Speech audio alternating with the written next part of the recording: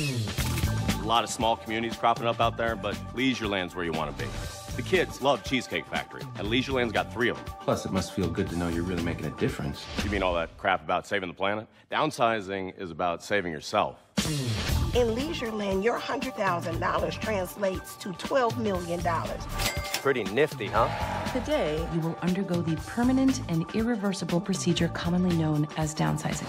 Nervous? Little. And you may ask yourself, I'll see you on the other side. right, am I wrong? And you may say to yourself, my God, what have I done? I bet you're hungry. Isn't that cute? Oh my God. Rolling Stone raves Downsizing is a visionary masterpiece. It's a spectacular and ingenious comedy. Sometimes you think we're in the normal world. Oh my God. And then you realize we're not. Downsizing this Christmas.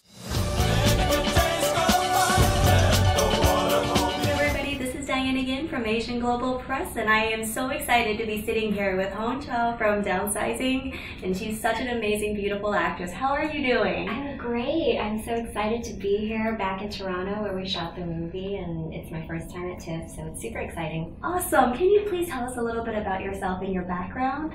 Well, I'm Vietnamese, but I grew up in New Orleans, Louisiana, and how we ended up there is actually a pretty interesting story. My parents left Vietnam after the war, and they left by boat and ended up in Thailand, and I was actually born in a refugee camp in Thailand, and we had a sponsor family who was also a Vietnamese family in New Orleans. We weren't related to them at all.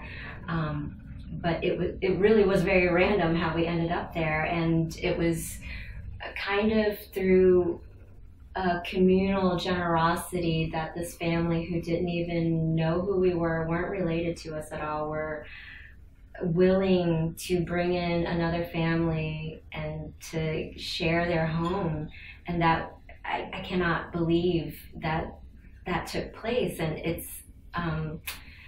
sort of something that I would hope happens more frequently, given everything that's going on in the world right now. Do you think that growing up in New Orleans has made a huge impact on your life? Oh, definitely, absolutely. When I was growing up there, I kind of took it for granted because I hadn't seen any other parts of the country, and I was just like, oh, I'm dying to get out of here. I don't want to be in Louisiana anymore. And after leaving, I'm so grateful that I was able to grow up in a city that had so much culture.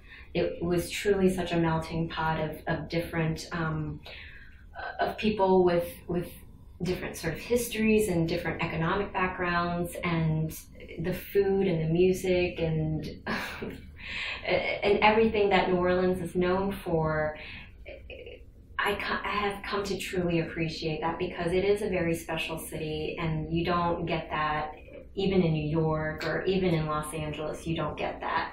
But that's also another reason why I like Toronto, because it's very diverse here. You can be walking from the Rogers Center, and then like a few minutes later you're in Chinatown. Right. And that's the best. That's how it should be. You know, we are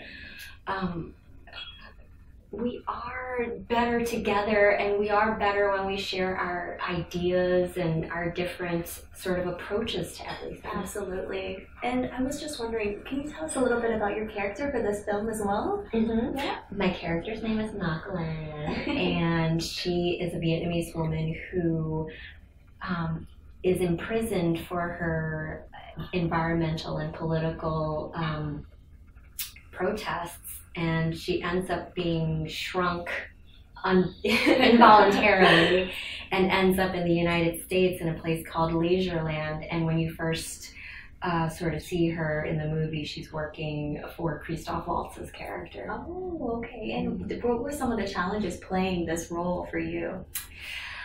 Well, it's a very complex character.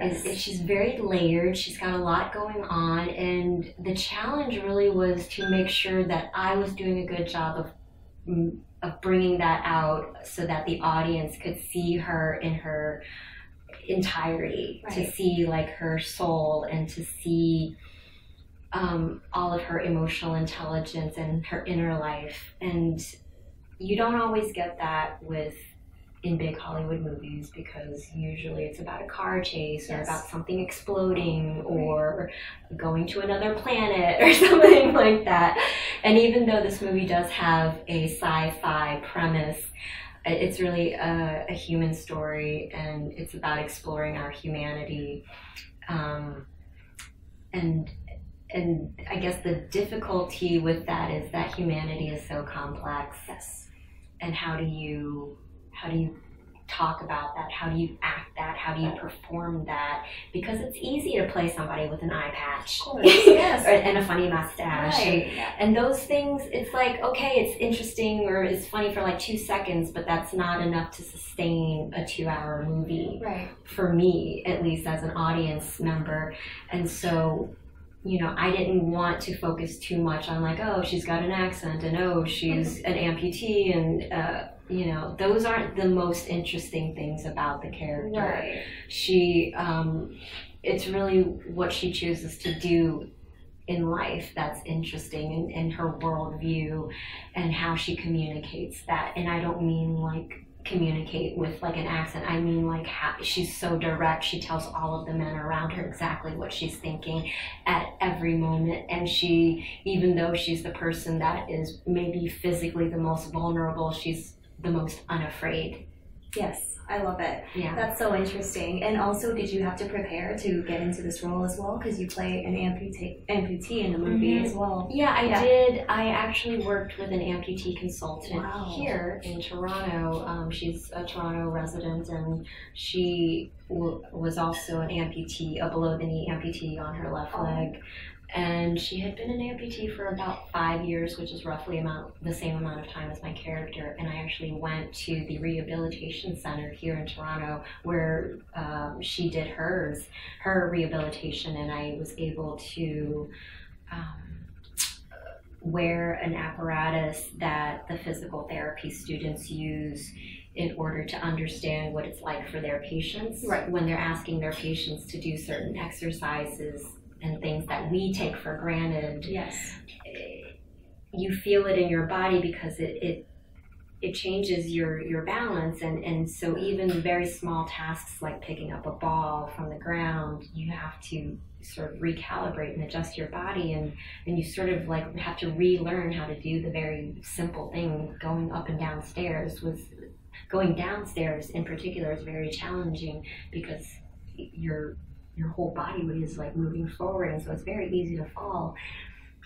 So that was also a very enlightening experience for me because, you know, I do have people in my life who do have special needs, but this was the first time where I actually got to embody it. Yes. So I was wondering, what was it like to work with Matt on this movie as well? It was a joy. Yeah. It was a joy. All of them, Kristen Wiig, Christoph Waltz, they are all huge stars, but they're the most humble people, and they take nothing for granted, and they're so intelligent, very, very intelligent, and I think that's why they're so funny. You have to be really intelligent to be funny. Great. Thank you so much for your time today. We are so proud of you, and we can't wait to see you in future films. Thank you.